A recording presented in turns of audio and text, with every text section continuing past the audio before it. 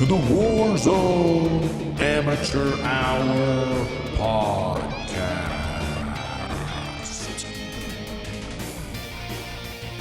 Okay, welcome back to the Warzone Amateur Hour podcast. This is episode number 50. Quite a milestone on the podcast, but more importantly, quite a milestone in the world of Warzone this week. I guess mostly like Call of Duty standalone games, so to speak, because Vanguard, Call of Duty Vanguard, their title for 2021 was officially released out into the wild. Before we dive into kind of the impressions and what that means and where we're headed, let's take a look back on the week and ask our co-host, the 10-Inch-Cowboy, how was your week playing this thing called Warzone?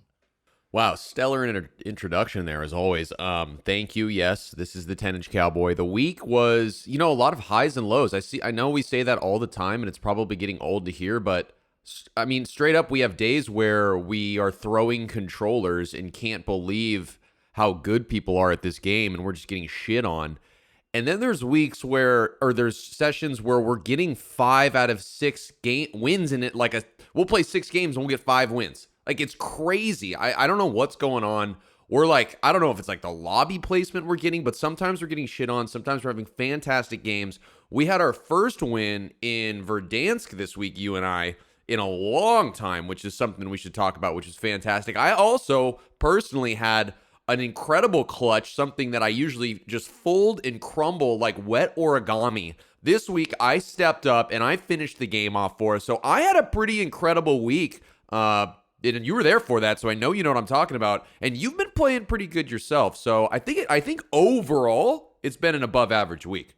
Well, you recapped it well. That jives with my memory. Yeah, early on in the week, particularly Thursday, had an extremely rough going in our normal, Rebirth sessions with our Rebirth crew, so to speak. Miserable. We all quit in disgust. Didn't get a win. I believe in our little chat, it was like, today was a loss. Tomorrow we'll get back on the horse. And that's exactly what we did. We got back into the war zone. That next session, as you just touched on, we got 3, 4, maybe 5 wins, working as a team, banging out kills after kills after kills, capping it off with an incredible, victory that I pulled out that game, outlasting running through the gas. You can check it out on our YouTube. Your boy Tron utilizing that little nugget in his head called the brain there, getting a little lucky with some circle rotations, but nonetheless. Oh, did you throw that up on the YouTube channel? Oh, that's on the YouTube, baby. It's live, so check it out. Oh man. Well, did you put my clutch up on the YouTube channel? No, I put my clutch because I upload my own footage, all right? Yeah, that's true. You don't mow another man's lawn, all right? That's true. I mean, it was your first, so I get it. You want it posted. I understand. Wow. But yes, then capping it off, our most recent session before recording this podcast, as you said, we had a quad. Currently, Rebirth is only duos and trios, so we hopped into the big boy map, which is buyback quads on Verdansk. We had some real sweaty PC bros, Chine and Pole at our side. Pole ended up dropping 15 kills, which is, my brain can't even fathom that on Verdansk. But yes, getting a Verdansk victory, but not ending there. Then we pivot back to Rebirth after losing a player.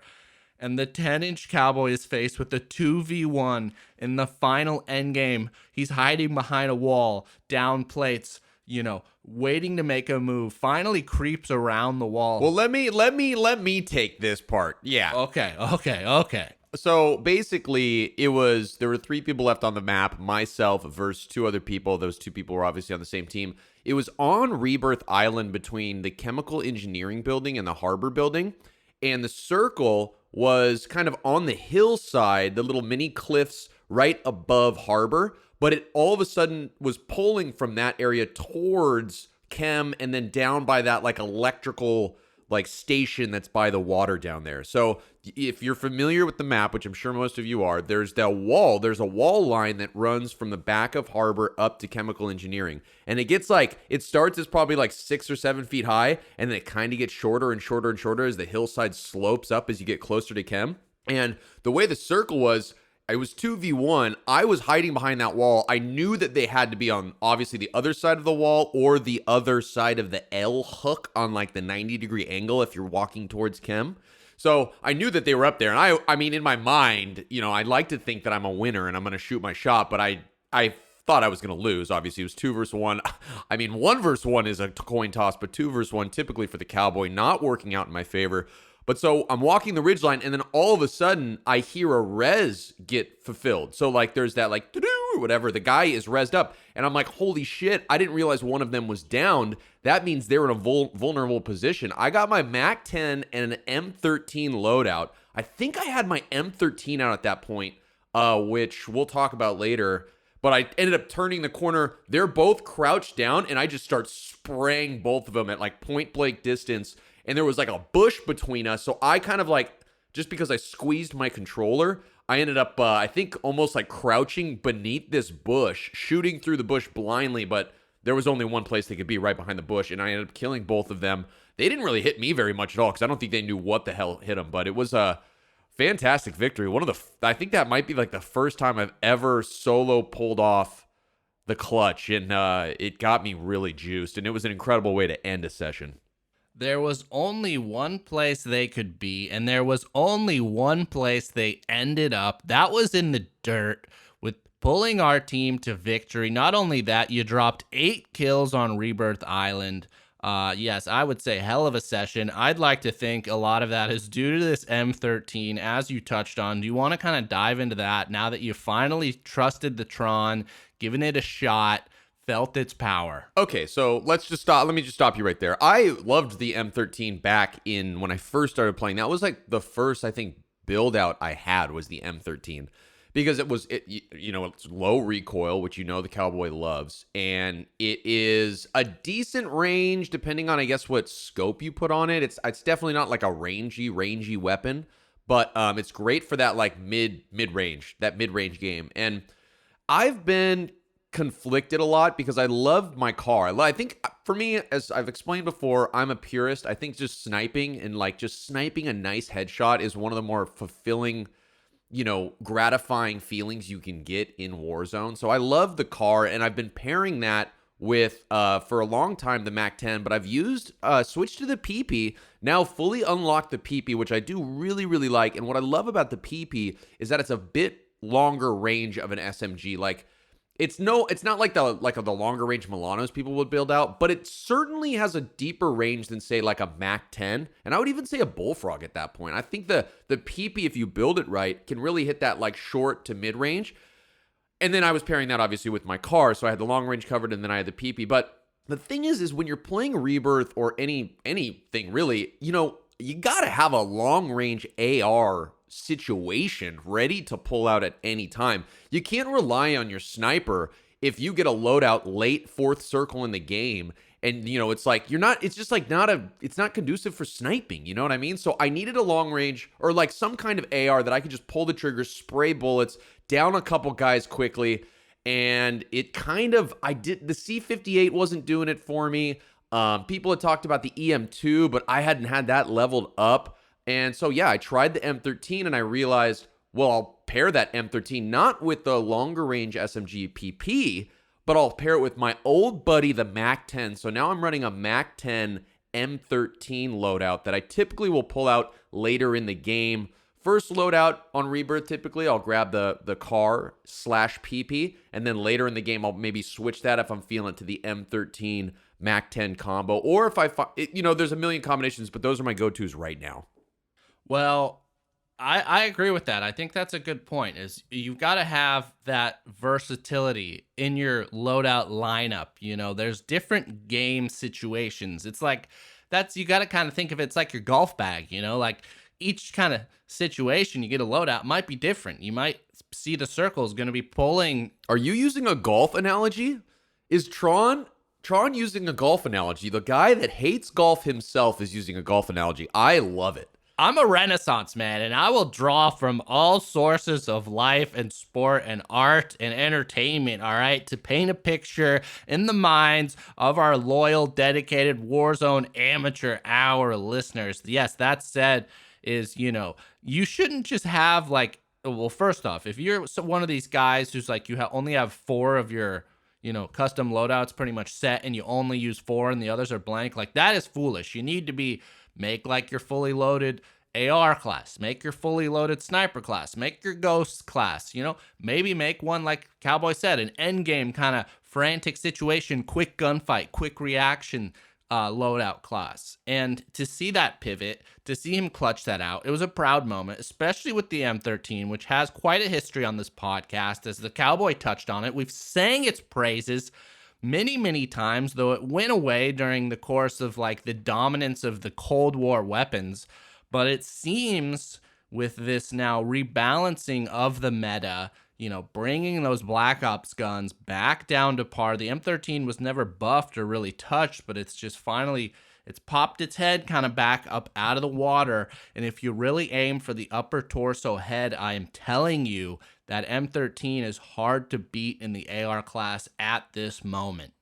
Yeah, I got to give you credit. You're totally right. It is, if you can hit the shoulder or headshots on that, it's as quick a down as I think you can get with a gun. It slaps really hard. And what I love about the M13 is its stability. I think it may be one of the more, if not the most user-friendly ARs there is. It's very easy to control, and if you can like dial in that like, and I love that that's the balance of the weapon. It's, yes, it's easy to shoot, but you have to shoot specific parts of the person for it to be fully effective. It's not like some crazy meta that's going to like break the game. Like you have to use it the right way. And it also, I think, is great because it trains an amateur to aim for the head, to aim for those shots. It took me a long time to realize that like that actually is how you fucking win gunfights, is you're hitting them nipples up, baby. You're not fucking shooting their toes, And I think the M13 is a great weapon.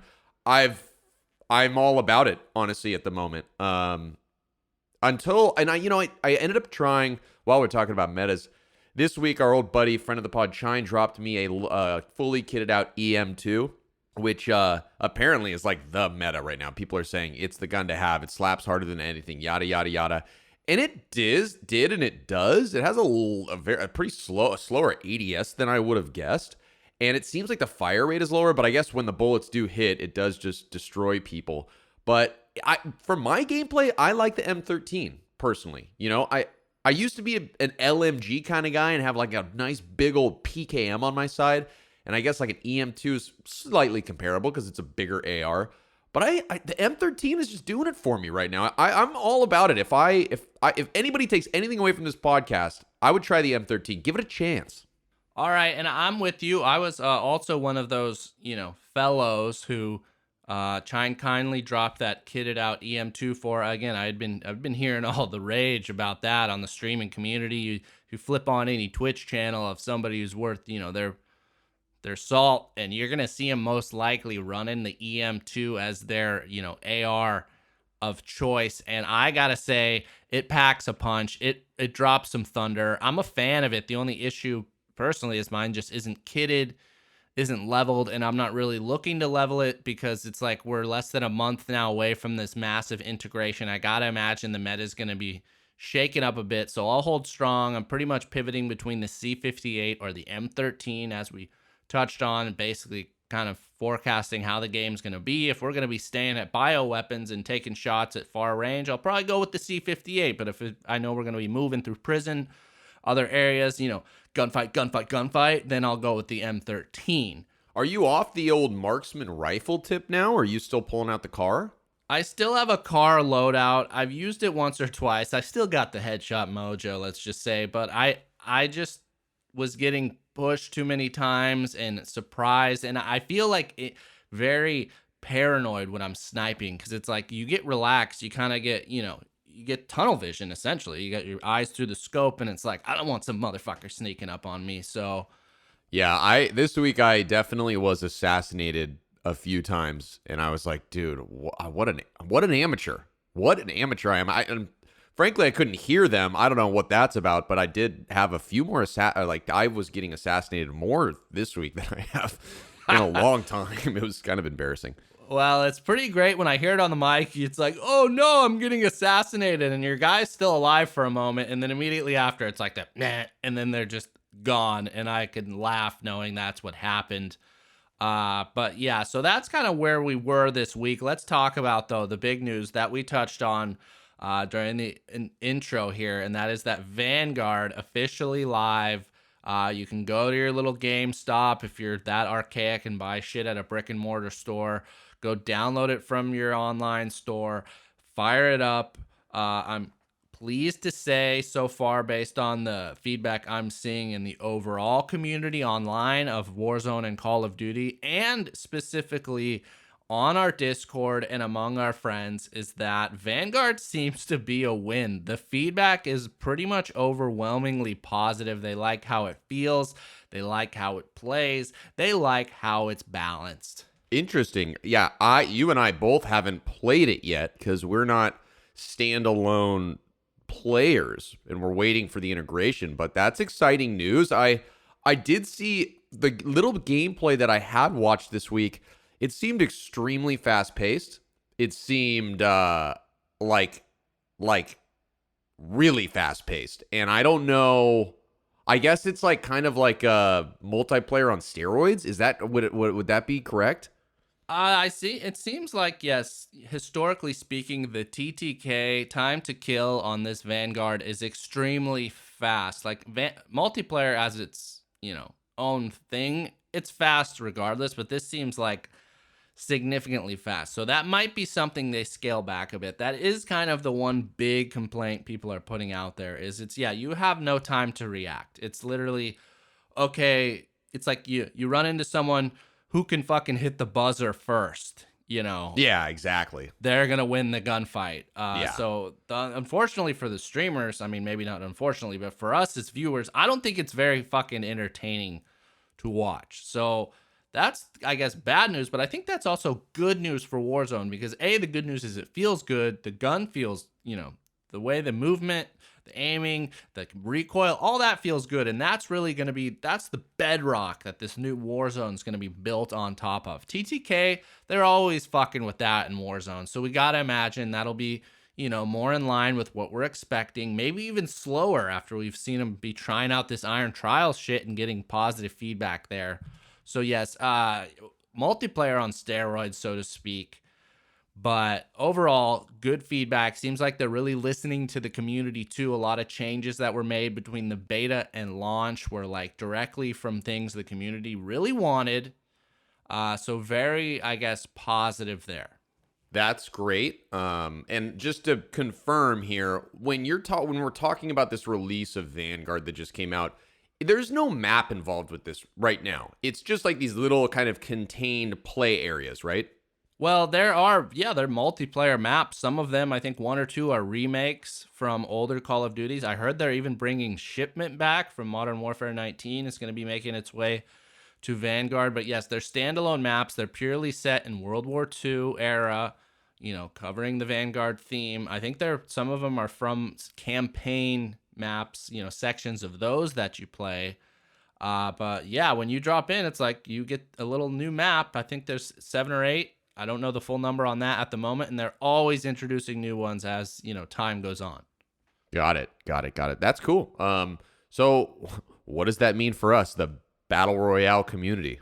Well, one thing I wanted to cover, which maybe it's going to end up being, a waste of time in hindsight, maybe not, but there's new perks now introduced in Vanguard, which leads me to believe perhaps we're going to be seeing some of these in the new Warzone, the Pacific, on our new Caldera map that we so gallantly dove into last week. We hope you all were with us for that. It was exciting. Still riding the high from that, but let's go through it. So the Perk Slot One this time now has 6 options at the moment. The first one is called Fortified. It reduces damage from explosives by 15%.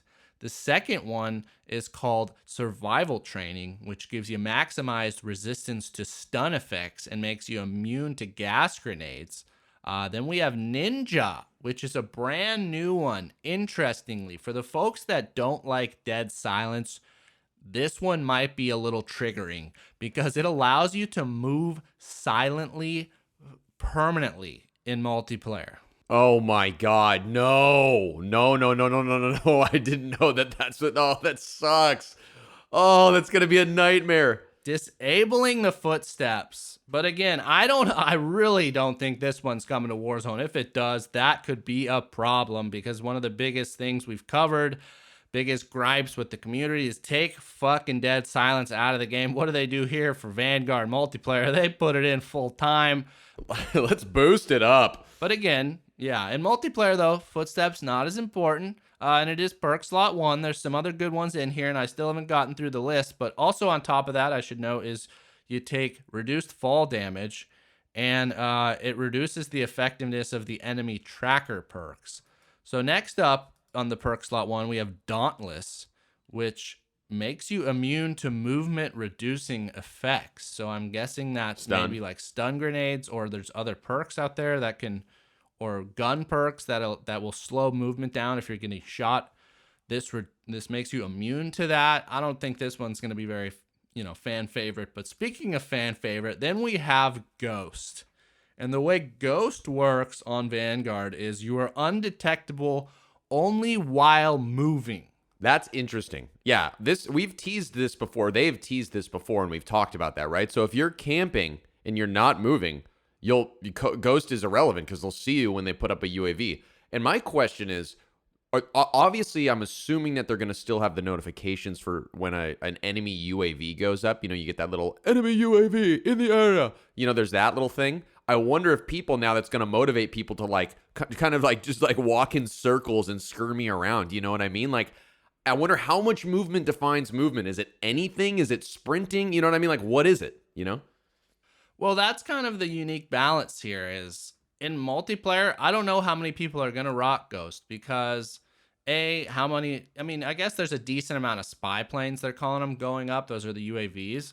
But at the same time, the game is so fast paced, and if you are constantly moving, is it that beneficial to stay off the radar? Because literally in the time between one sweep on the UAV and the next sweep, the game's so fucking fast paced, you could have died 3 times by then. So yeah, well, I mean, Ghost is a Warzone feature. I mean, that's a perk that they are designing for Warzone, right? Well, that's the question, is, and which I'm hopeful of, is that for the new Vanguard Pacific, is it going to be this new Ghost iteration, or it will be the classic Ghost?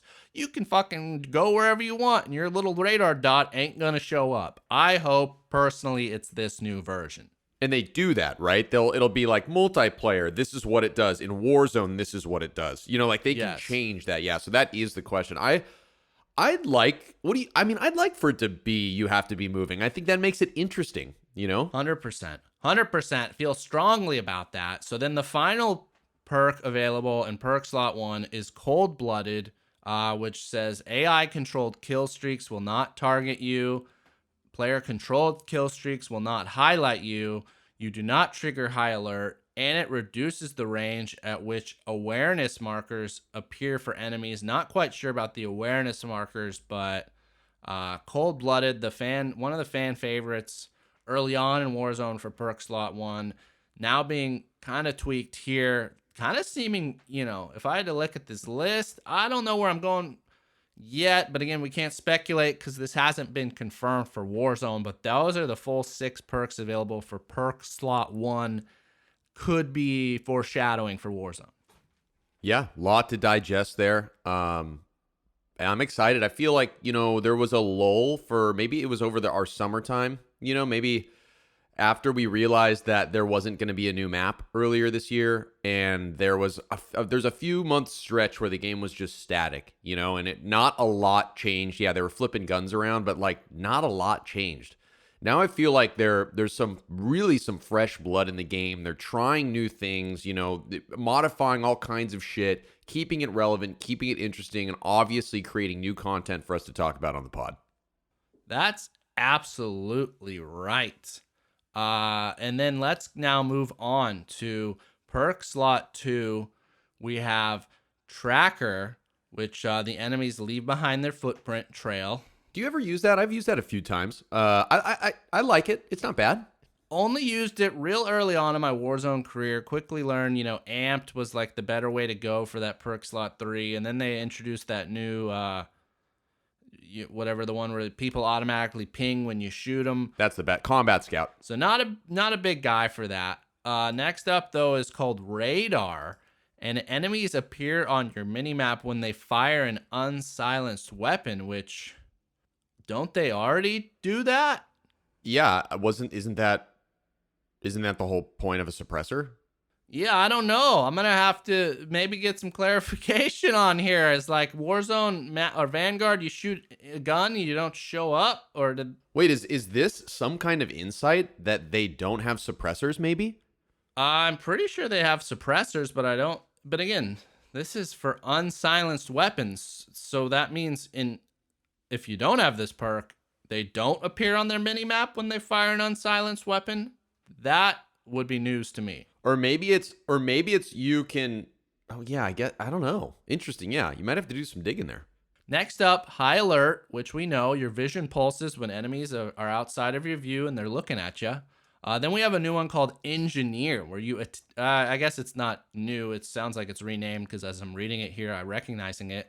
You detect enemy equipment, field upgrades, and kill streaks through walls. So yes, that's actually in Warzone. You can run that. It's a really weird one because nobody really uses claymores and stuff. And you can mark them for your team by aiming down the sights. It also, a cool ability, which I still think's pretty sure in Warzone, which you may not know, is you have the ability to hack that equipment. So if you have this perk in Warzone and you see like a little claymore through the wall and you get close to behind it, you can go in there, hit a button, and then they hack it, and then it's now your claymore, so you can like hurt enemies with it. Really? Yeah. I didn't know that. That's kind of cool. If you like rocked a dead silence and like you knew someone was camping some area and you like dead silenced in there and then like changed their shit and got out of there and then without them knowing blew it up and then bum rushed them. That would be cool. I think so too. But is it worth the slot? Is it worth a slot? I guess that's the real question. Then let's now move on to, we just did Engineer. Now we have Forward Intel, which gives you indicators for enemy reinforcements on your minimap. And your minimap, it says, shows a larger area, which is kind of interesting there. That could be a unique one they bring to Warzone. Might be tempting. Get a little bigger minimap, a little bigger idea of the picture. I mean, you're talking to the guy that apparently was rocking a circular map for far too long, that clearly didn't know that it was advantageous to have a square map. So, I mean, I probably won't go this way, but that's not to say other people shouldn't. I'm just an idiot. Well, that's an excellent point. Kind of, so to speak, you gave yourself a little forward intel by switching from the circle minimap to the square. So we'll see. Maybe that could be tempting if they bring that. And then finally, on Perk Slot 2, final option is called Piercing Vision, which it says sufficiently suppressed targets will be highlighted for a short time, rendering them visible through walls and obscuring effects. Okay. But again, I probably should have done some fucking research on these. I thought they'd be a little more clear, but we got some serious ambiguity going on. Hopefully our listeners or the folks out there can maybe clear this up in the comments. But those are it for Perk Slot 2. Let's move on to Perk Slot 3, the final one. So number 1, the old reliable double time. Used to be a Perk Slot 1 in Warzone. It's now Perk Slot 3 for Vanguard. Yet to see where it'll be in Warzone the Pacific. But that doubles your time of your tactical sprint. It also increases your crouch movement speed by 30%, which is kind of dope. Yeah, that's pretty significant. Yeah, then we have Demolition, which gives you an extra lethal equipment on your spawn, and your thrown lethals and tacticals display an indicator showing the path that they're traveling, I guess. Ooh, I like that. I mean, the fucking grenade's traveling towards you, you know what I'm saying? Like, you need a little indicator there? It's when it's thrown at you, not what you're throwing? Oh, yeah, maybe you're right. I guess still, though, either way, does that matter? It's already out of your fucking hands. It's not like you can, redirect it in the air. No, but if you hold the trigger and cock the grenade back, you can see what the trajectory is going to be, which... Oh, I see. Whew, that could be interesting. And I've had that happen before where like I'm trying to throw something up over a ledge and it's like a Semtech and I'll throw it and then it hits the side of the ledge near me and it sticks and it doesn't do shit. Like, and I just had the trajectory wrong. So that could be interesting. See, I think that if that's the case and they bring that to Warzone, I think that could be really cool, especially for amateurs. Oh yeah. Because you could build like a training loadout and you throw this on there and then you could get really good at like calibrating your throws. Like you want to throw grenades into windows better, throw on this demolition perk, really dial in, calibrate that shit. You know what I'm saying? I know what you're saying. No, I think it's a great idea. I love the idea of having like a training package. Like if you're new to Warzone, this is what you should be using. You know what I mean? So it'll get you kind of like acclimated to how to play the game. I think that's a cool idea. Yeah. So interesting there. That's Perk Slot 3 again. The next one's called Lightweight. And what that does is it just increases your movement speed. That's it. Then we got Overkill, fan favorite. You can carry 2 primary weapons. Always good. And second to last is called Tactician, which it's restock. It restocks, although only your tactical equipment every 30 seconds. I think that's cool, actually. If they bring that to Warzone, I'm a fan of that, because restocking those lethals, that could be trouble, although everyone just kind of uses this for stuns mostly, so I guess wouldn't be that big of a difference. And then finally, the Tron favorite from the Call of Duty standalone games, as he's touched on, Scavenger, where you replenish your ammo from dead players. If you're like Tron, you blow through the ammo in the multiplayer, you need the Scavenger. Do you run that on Warzone too? No, not on Warzone, because you can loot. But in multiplayer, there's no loot boxes.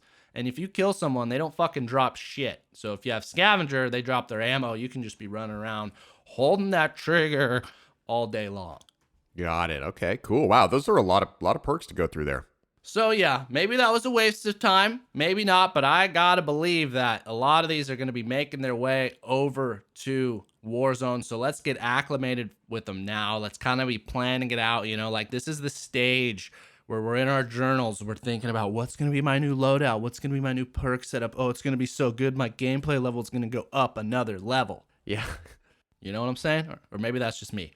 No. It's probably just you sitting there laying on your stomach with your feet kicked high in the air, journaling about what perks you want to put on a nice Saturday afternoon. But no, I'm excited. It should be good.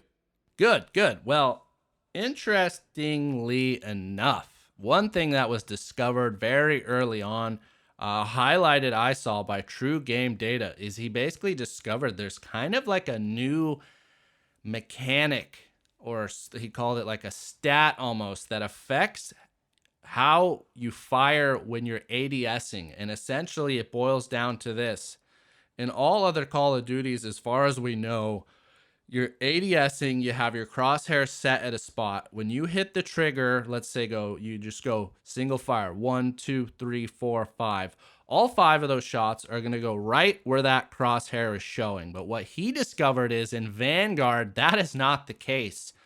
If you have, let's say, a gun that has no, perks on it, no adjustments made, and you ADS at a spot and hit the trigger 5 times, the bullet's not going to hit that spot all 5 times. There's kind of like a cone, he's calling it, of inaccuracy, where it'll kind of hit one. It's almost like when you're hip firing in the games, how they don't hit the same spot. So that's kind of, I don't know if that's the bad news, but that's the downside. So your accuracy isn't guaranteed here, even when ADSing. But the good news is he discovered when you're, leveling guns and looking at attachments, they have this accuracy stat. And he had assumed that just dealt with recoil, but through some testing, he basically then took a gun that was doing that inaccuracy ADS. He built it out with all of the accuracy attachments. And then he went, and it was what we're used to, where you hit the fucking spot on the crosshair every single time. So I actually think that's really cool. It's going to make the guns have, I guess, even more kind of unique flair. He said it was most dramatic with SMGs. It was still with ARs, but not as pronounced, but kind of an interesting discovery. What do you think about this, Cowboy? I like the dynamic, and I think it's great to have that variability. What I'm concerned about is that this is not going to favor amateur gameplay. If you're new to the game, if you're a casual player that doesn't have everything loaded up all the time, you're at another significant disadvantage. Well, maybe not significant, but definitely a disadvantage compared to the Sweat Lord, who's got everything at high max level. You know what I mean? So from an amateur perspective, this scares me, but I think for the game, it's good. It's another cool dynamic, and it's true to real life, obviously. Like, bullets fly differently. Like, fucking, you shoot 5 shots. You're not going to shoot exactly the same spot every single time. You know what I mean? So I like that, but I'm concerned I'm always thinking about the amateurs. Like, I'm an amateur advocate over here, and I'm just concerned that this might hurt them. I think that's fair. So it might be skewing our loadouts. Maybe we got to be building a lot with that in mind. But I think it's interesting. I think it's going to be, I guess, they need us to make use of these 10 fucking attachment slots. So now that's just one more thing we got to be aware of. But I wanted to bring it to everyone's attention, get it on the radar. Again, we got to imagine, since, the new Warzone is going to be running off this Vanguard engine, which many people reached out to clarify. I guess Vanguard engine, it's not like a brand new engine. It's technically new, but it's built off of Modern Warfare 19. So apologies for any, inaccuracies there. We're not the game guys. We're not the fucking devs. I don't know the fucking patch notes, head to toe here. So give me some breaks, man. You're the Tron, though. That's your whole thing. You feel like you're that's your thing. Like, you got it. You're stepping out of your lane now. What are you doing? Well, I appreciate that, but let's move on then. There's some other info dropped about Vanguard, although this specifically was not confirmed yet for Warzone, only for Vanguard multiplayer, and that is that they're going to be bringing competitive modes. They're going to have ranked skill divisions, and you're going to have a visible skill ranking in which you can get rewards from, which the Sweat Lords are like loving this news. I know we kind of touched on that other games have this, other Battle Royale, so I'm wondering if they're bringing it to Warzone the Pacific. I'm hopeful, because then we can kind of segregate or separate the amateurs from the sweats a little more. But what do you think about this news and that potential? Yeah, I think that my first question would be, does that then ultimately lead to some kind of, you're playing against people that are in your skill level? Because I'm all about that. I'm all about having like classes in which you're playing against people that are, on par with you in some capacity, because, it's getting to a point. You brought up golf earlier. People have handicaps, which makes it like competitive. You can be competitive with players that are either way better than you or people that are way worse than you, but it makes the game fun still. And if this somehow integrates a class system in which you can play against people that are the same quality as you, I'm all about that. I love competition. I don't know how much more motivation I need to like rank up and play the game. I play the game way too much as is. So I don't know if I need more motivation in that regard. I don't know if it's something that would draw me more to the game, but if there's something that creates some kind of class system that we can play each other based off of, all about that. What do you think? I think it would be a great thing to add. Although, me, I'm a fucking amateur, but I still got a little bit of an ego. And if I see they got like a big boy playlist versus like the little boy, kiddie pool bunny slope playlist, I might try and, take the fucking ski lift up to the Black Diamond every now and again, try myself out on the old big boy. And then it's going to be like, oh, I dropped 15 kills in a game. It's my personal best. And then you got some friends like, oh, well, I dropped 10 and it was in competitive. So that's fucking like more significant. So I don't know. It could muddy the waters, but it could also segregate things. It kind of depends on where, my motivation to play is going to coming from. I guess all in all, if they do offer it, it'd be a nice reprieve of like, fuck, we've just been getting our asses kicked. All right, let's just go to unranked. Like, let's slow things down, get a little bit more casual. That's kind of where I'm at.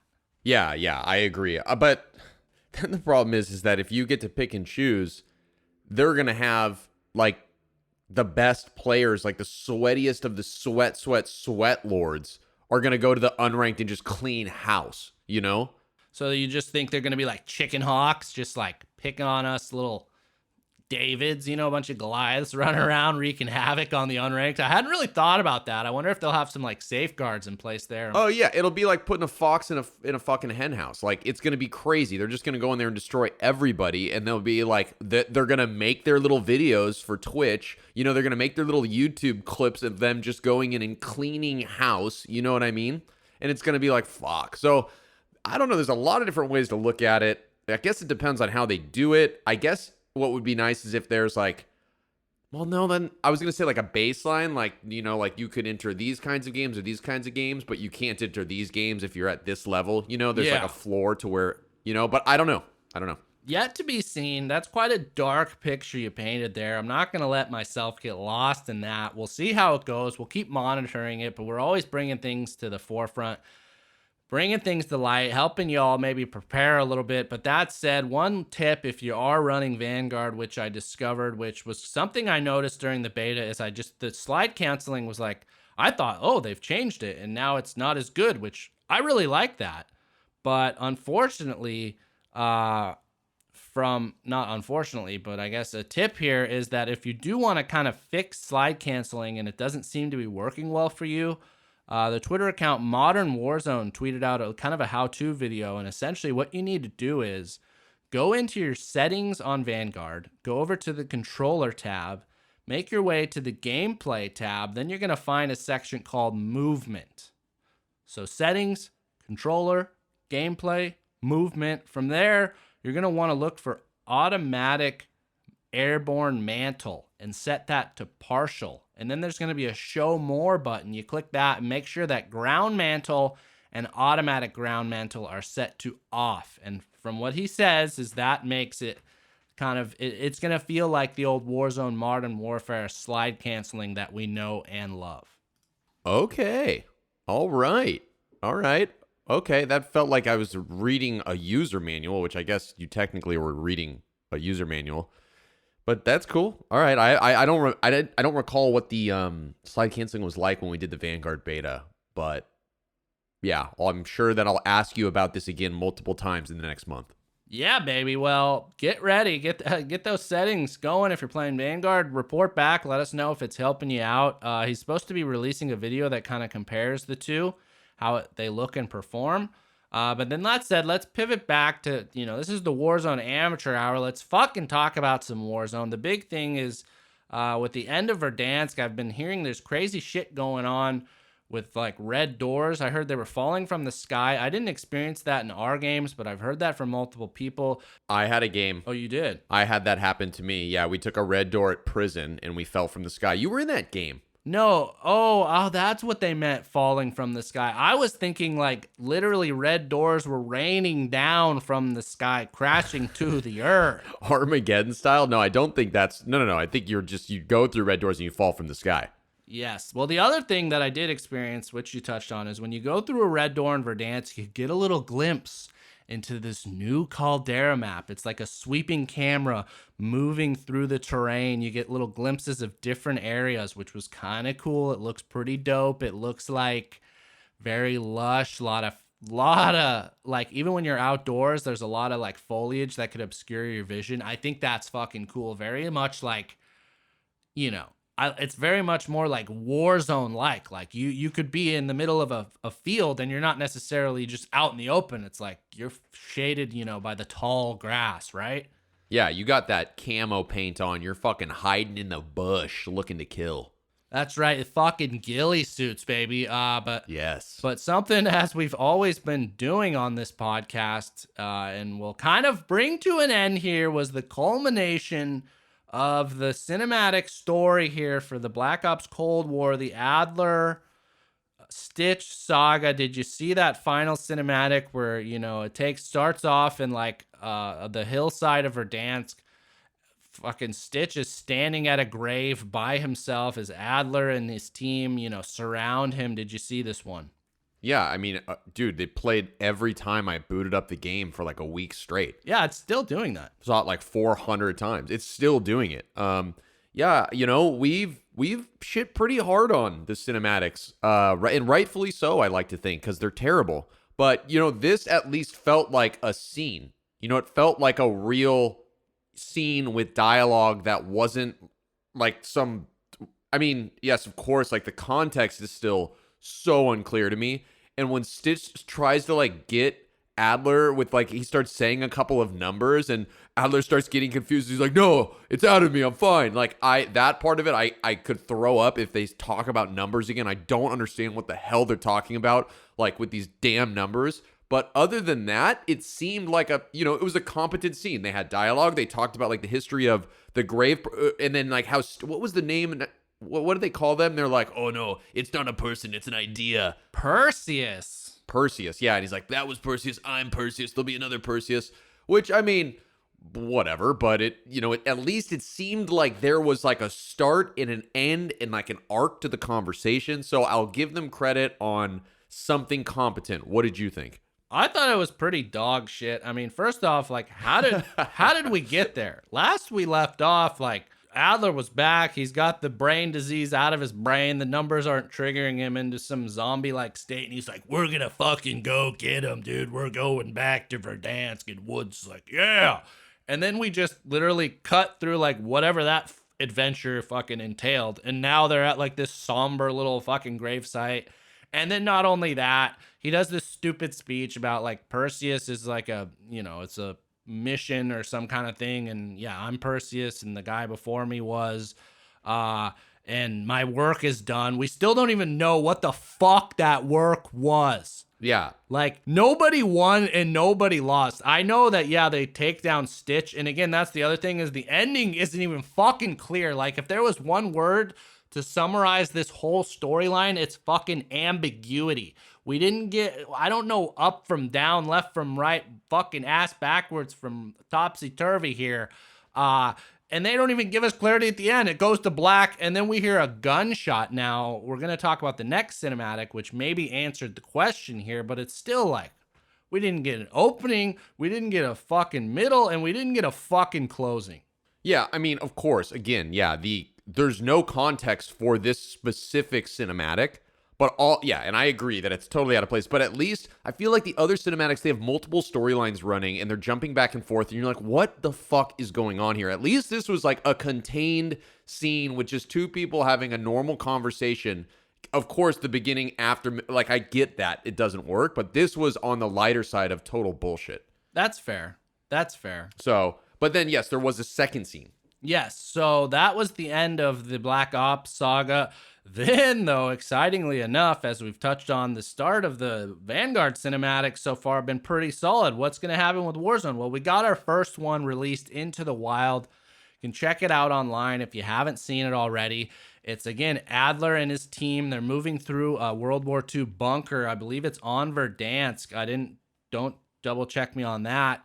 So I guess if this is happening chronologically after the Stitch scene, that means then yes, Stitch is the one who got shot in the head and is dead. Or maybe he shot the gun into the air. Again, still don't fucking know. But that said, Adler's clearly alive. Woods is at his side.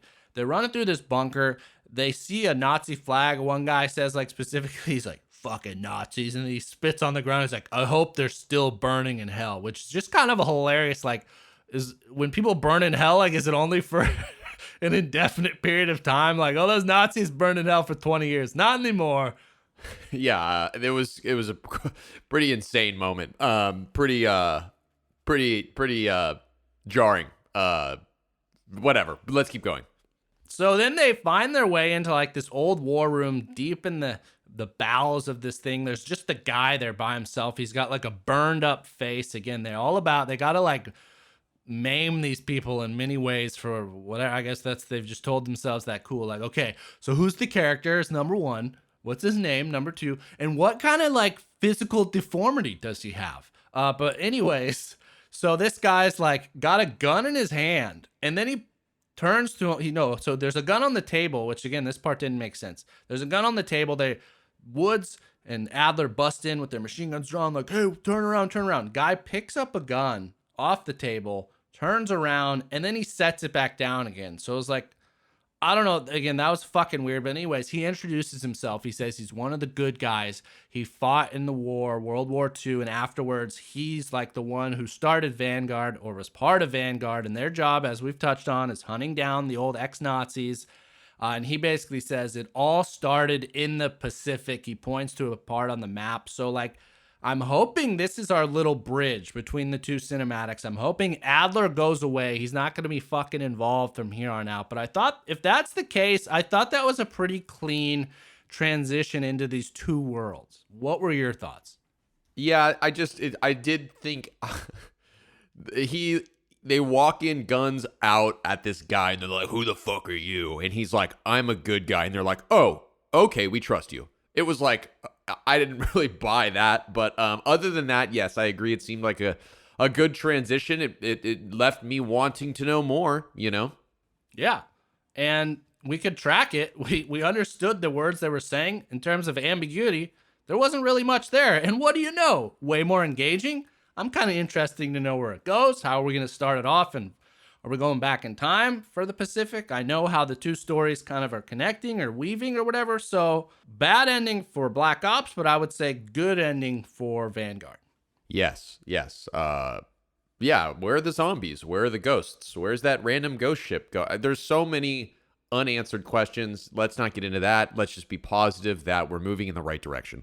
Yeah, let's leave those bodies floating in the ocean. Forget about them. We're setting sails for Warzone the Pacific, specifically Caldera. And finally, our final kind of thing to touch on the podcast is they officially released like kind of an overview map, a broad kind of tack map, so to speak. If you were to look at Verdansk all the way zoomed out and you kind of see the different points of areas listed off, they released that equivalent for Vanguard. And essentially, the main things noted on there is there's a volcano, naval shipyard, ancient structures, fishing village, submarine base, phosphor mines, airport, beach defenses, ore processing docks, taro farms, and city capital. A lot of aquatic stuff. Two points. I hope the volcano explodes. That would be cool. And lava can kill people. For some reason, I think that would be badass. Two, a lot of aquatic marine situations. I'm wondering if swimming is going to be a component of this new map. We don't yet know that. I don't know if swimming is even in Vanguard. It was a mechanic in Black Ops Cold War. I got to imagine, I don't think it would be. I think they would have teased that by now. Well, but I will say, and I don't know if anyone else is familiar with this, but the Warzone mobile app, which is like the game you can play on your phone or on an iPad, has the swimming mechanic. Interesting. Look at that. I didn't know that. The Cowboy bringing in some outside info here. But to touch on your note about, there's a lot of aquatic stuff, I will just say we're on a fucking island. So... Okay, so yeah, okay, that makes sense. I get it. Okay. Surrounded by water here. Oh yeah, I guess we're in the Pacific Theater, which is okay, cool. Yeah.